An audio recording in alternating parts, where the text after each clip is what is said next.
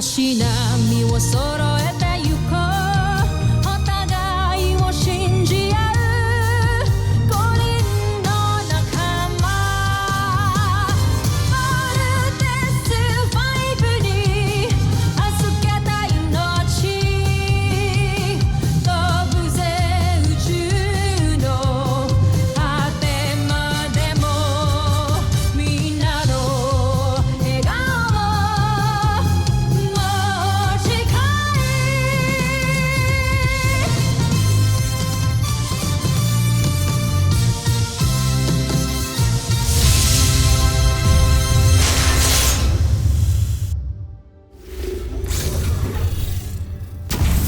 Ang nakaraan sa Voltes 5 Legacy. Mangako ka sa akin na magtatagumpay tayo. Pinapangako ko. Paano sa General Zul? Hayaan mo na natin siya mabuhay. Ngunit mag-ingat na lamang tayo. Dahil nasa loob ng pangkat natin ang isang traitor. Yun, anong meron dyan? I'm sorry, but off limits. How about sa office si Dr. Smith? Sino si Dr. Smith? Commander and Chief Scientist ng Camp Big Falcon. Ito lang ba? Nasaan si Voltes 5? Mahigpit ang seguridad kaya hindi ko nakunan. Ngayon, kampo ninyo, Voltes 5. May pinapa-investigate sa amin na signal anomaly dito sa area. Baka wala dito. Sa ibang area na lang kayo mag-search. Grabe pala, ang daming nagtatrabaho dito. Everybody has their own responsibility na kailangan gampanan. Sino naman yung mga pilotong nagpapatakbo ng Voltes robot? Bakit mo naman gusto malaman yung Judy? Gusto ko lang makilala yung mga savior ng mundo. Ngayon na kita nakita dito. Who are you? I'm Judy. It's nice to meet you, General. But I'm sorry, I have to cut this short. Kailangan na nilang bumalik sa kanilang mga duties. You need to leave the camp. Jamie, ayun na ba ni Steve? Kami ni Steve, we're friends. Pangalawa, we're teammates. Parang tayo. Kanino ko pa hinihintay ang tawag?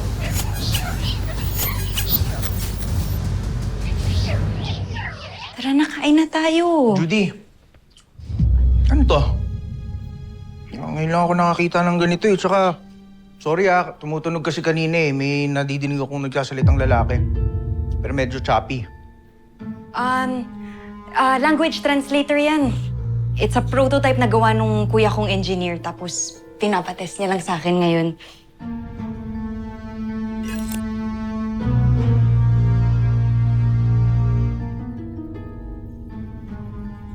Tara, kain na tayo. Sarap nito.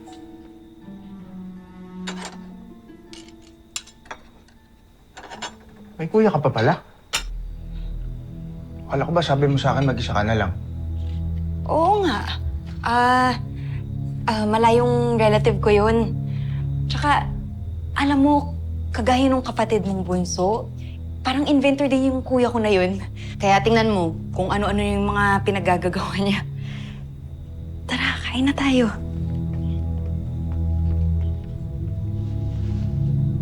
Oh, ba't ganyan ka makatingin sa akin? May problema kasi kami sa camp. Posible daw na nandito na yung mga aliens. Nakakasalamuhan natin. Sa tingin mo ba, isa ako sa kanila?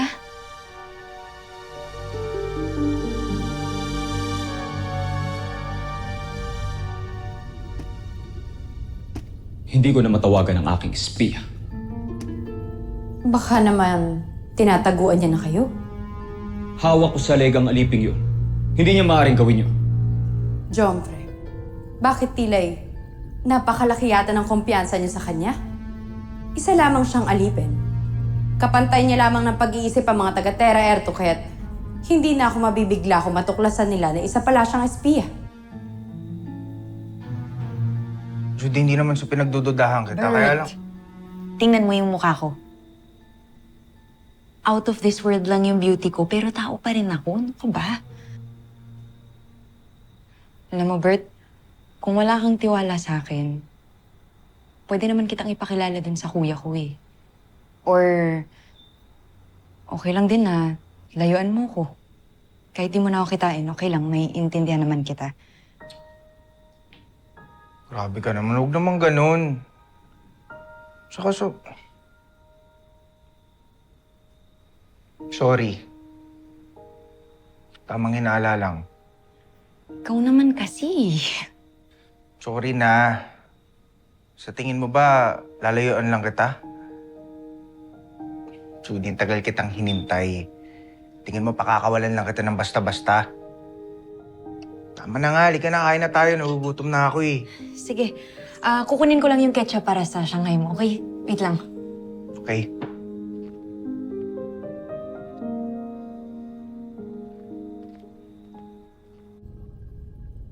Sa lit ng utak nila, imposible ang sinasabi mo, Zandra.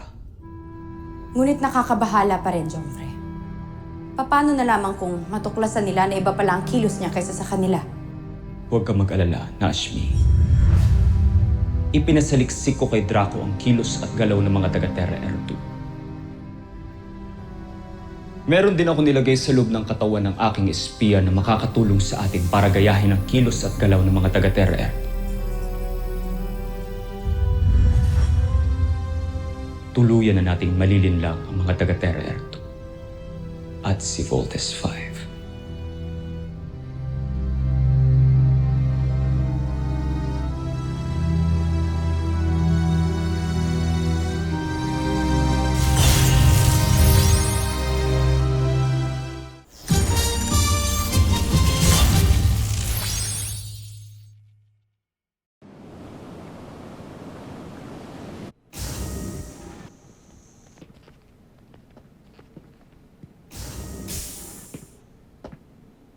Kuya bro,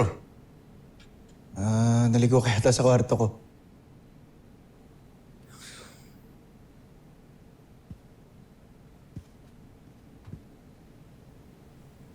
Hindi. Magpunta talaga ako dito. Galing ka kala Judy? Yep.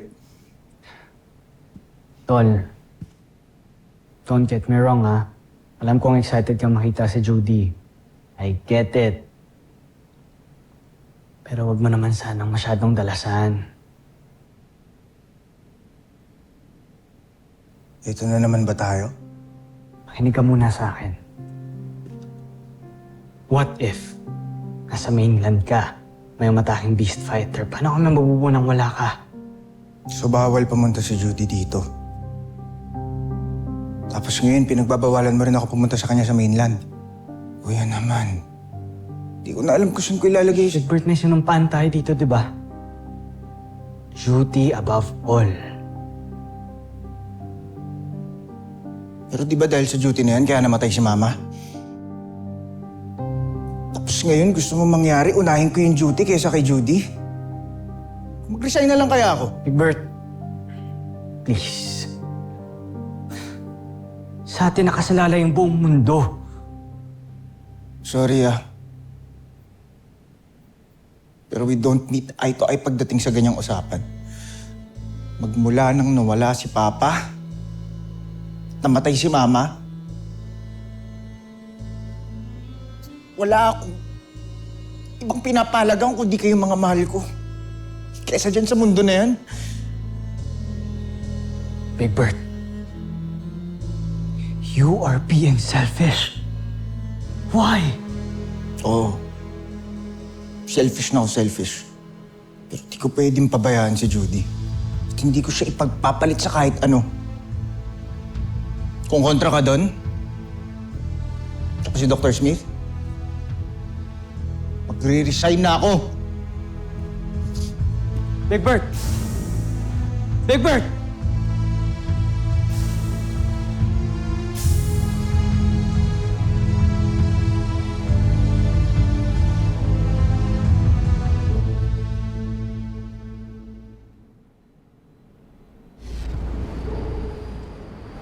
Yeva et Puzan! Yeva et Puzan! Babagsakin si Zambujil! Yeva et Puzan! Yeva et Puzan! Babagsakin si Zambujil! Yeva et Puzan! Yeva et Puzan! Babagsakin si Zambujil! Magsitigil kayo!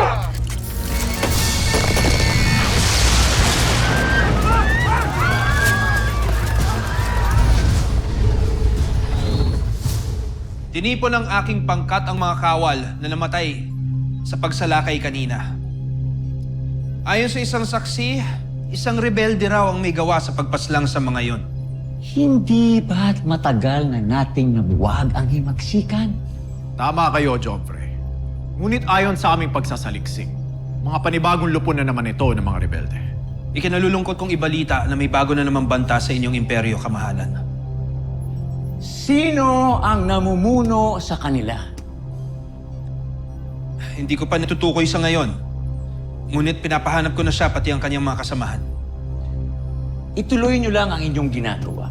At kapag nahuli ninyo sila, dalhin ninyo sila sa akin isa-isa dahil ako mismo ang tatapos sa mga salot na yan!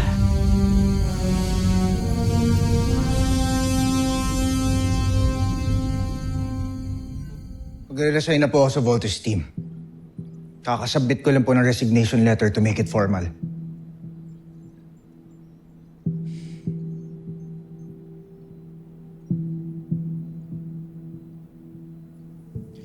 Tototohanan mo talaga yung resignation mo. Kumalmang ka nga muna. Mag-usap tayo.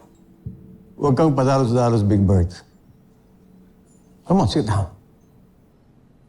Pag-usapan natin yan. Please.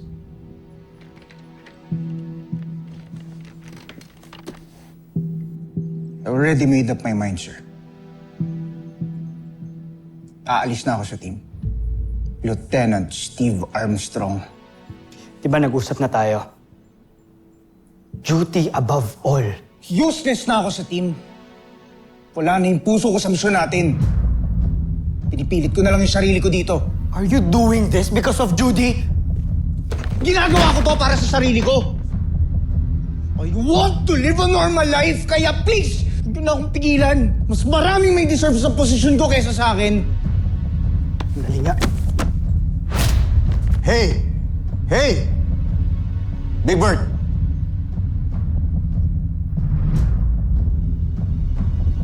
Sorry, Dr. Smith.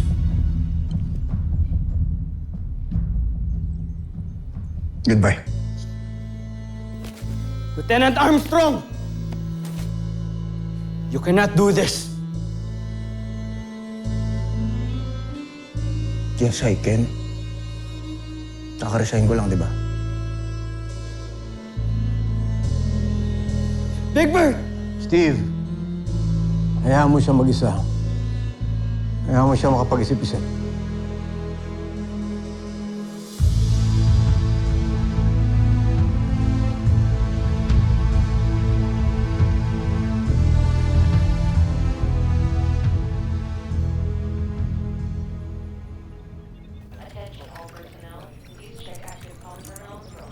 Well, this is interesting. Ali, Busy ako, ano ba? come here. This is a resignation letter of Robert Armstrong. Aalis na siya ng Voltes team. Why are you hacking into that terminal? Confidential yan, ano ka ba? One needs to be informed to get ahead, my dear. At sa nalaman ko, I know my next move.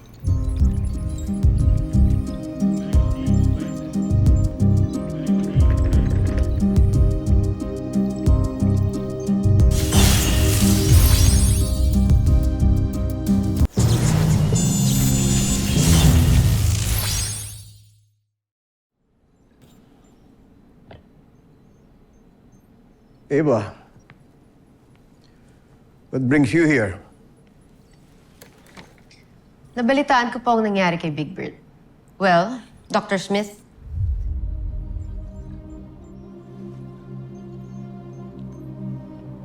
if you need a new Voltes team member, please consider me.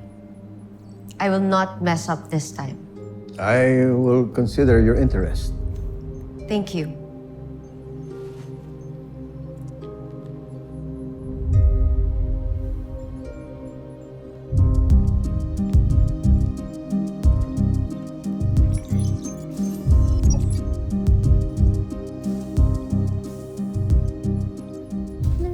Para saan yung kulay red? Ito, para dito siya sa electricity. Yes. Teka, Steve! Steve! Halika dito, look ko. Tingnan mo yung ginawa ni Little John. Ang cute! Wow! Alam mo ba, isasali niya to sa sailing competition. Naku, for sure. Panalo ka na naman. Man, panigurado. Champion to si Little John. Talino to eh. Kailan ba? Kailan ba ang contest natin? In 2 days. Kaya minabadali ko na to. Kaya mag-live kayo ni Kuya Bert, ha? Kailangan nandun kayo. Ako, Little John, hindi ko sigurado kung pupunta si Kuya Bert o kung nandun ako, ah. Bakit naman? Ano, bakit nag-away na naman ba kayo?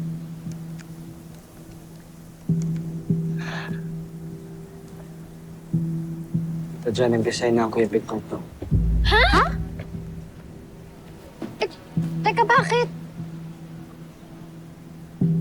Let's just say, mas pinili niya yung love kaysa sa mission natin. Ano? Mas kailangan ko ang tulong niyo. Kailangan ng team si Big Bird. Okay, sige, Kuya Steve. Ako nang bahala.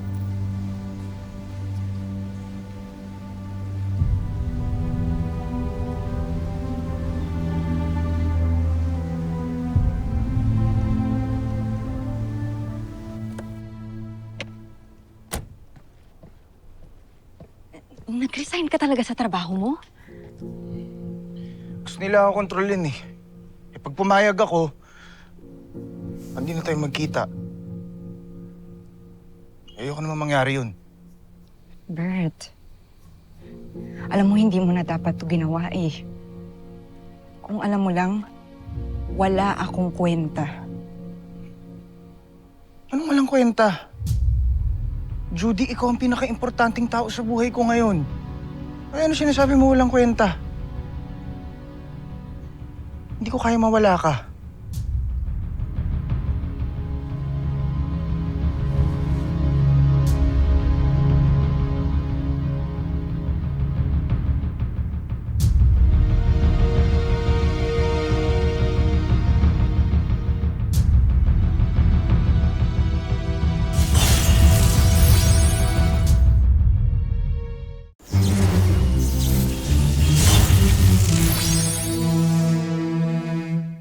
Dad, di ko nga po tinakasan yung guard ko. He just took a break.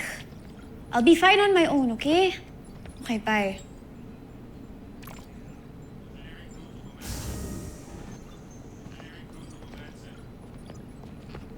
Going up? Holding.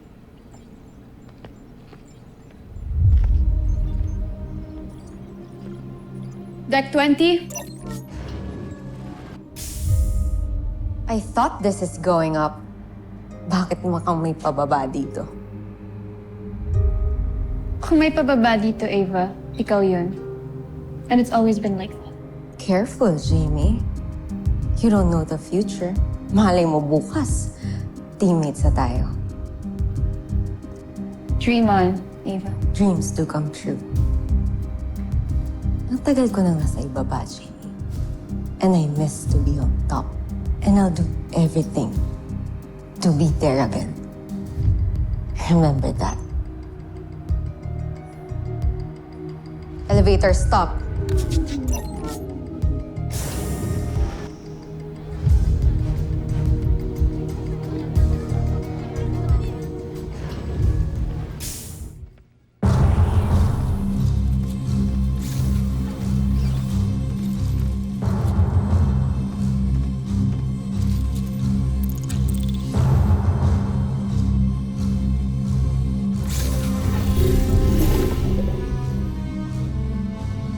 Iwan niyo muna kami.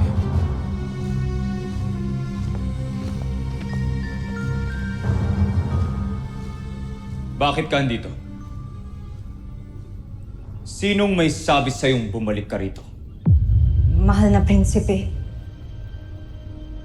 Naparito ako para magsumamo sa inyo na naiatras na ang misyon ko. Sisiraan ka na ba ng bait? Mahal na prinsipe, hindi ko na kayang pinapagawa ninyo, nakukonsensya na ako. Hindi.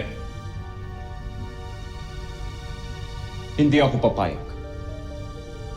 Nagkasundo na tayong dalawa. Pero kamahalan, hindi ko na talaga kayang pinapagawa ninyo. Mabubuti ang mga tao, hindi sila masasama at wala silang masamang ginawa sa akin. Kaya hinihiling ko lang po, bigyan niyo sa akin. Sige. Kung umatras ka.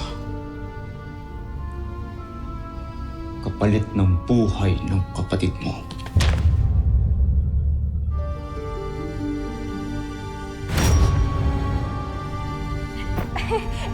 Mali ata. Dali. Salamat. Konti lang.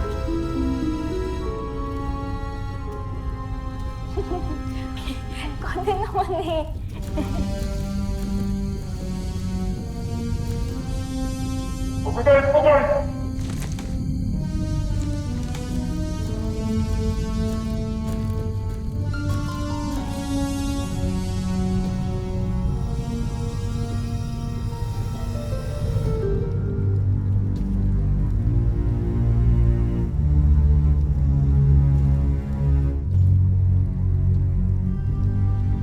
Sakipin niyo ang aliping ito at ikulong. Amira? Amira? Junala! Amira! Junala! Amira! Junala! Junala! Junala! Mahal na prinsipe, kung ano man ang nagawa ng kapatid ko sa inyo, humihingi ako ng tawad. Siya na lang ang pamilya ko, kaya huwag niyo siyang ilayo sa akin.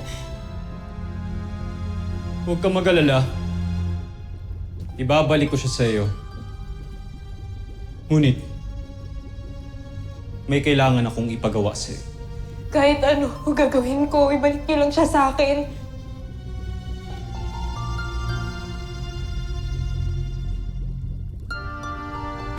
Malinaw sa akin kung bakit ikaw ang sinugo ko.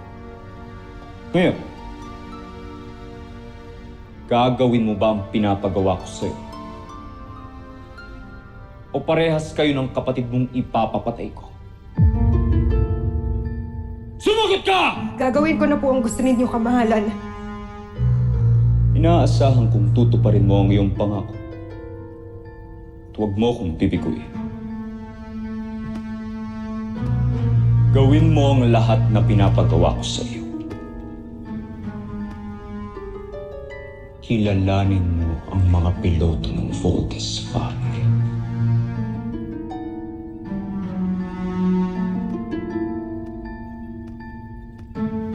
Bumalik ka na, Judala!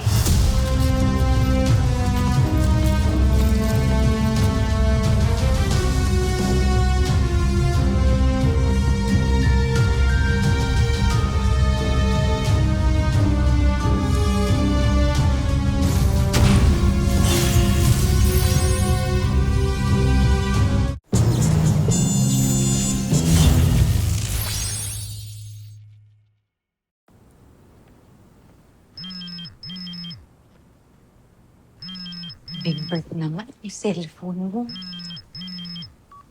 Big Bert! Big Bert! Hello? Big Bert?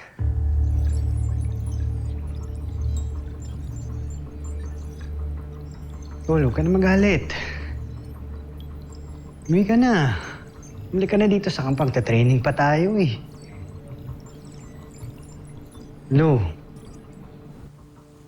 Bro, lalabas namin sa Voltes 5 bukas. Ngayon, wala namang ibang piloto ng Volt Panzer. Ikaw lang eh. Walang ibang papalit sa'yo. Bro, di ba sabi mo, we are a team. You deserve to be one of us. Big Bird. Hello?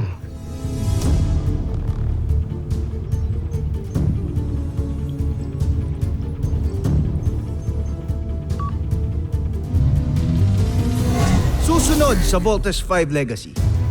Naniniwala ako na hindi ako bibiguin ni Judala. At kapag malaman natin ang mga impormasyon tungkol kay Voltes 5, madali na nating mapaplano kung paano sila tatalunin. Gusto kong gawa ng background check ng girlfriend ni Big Bird, si Judy. Kasama ka sa Voltes team?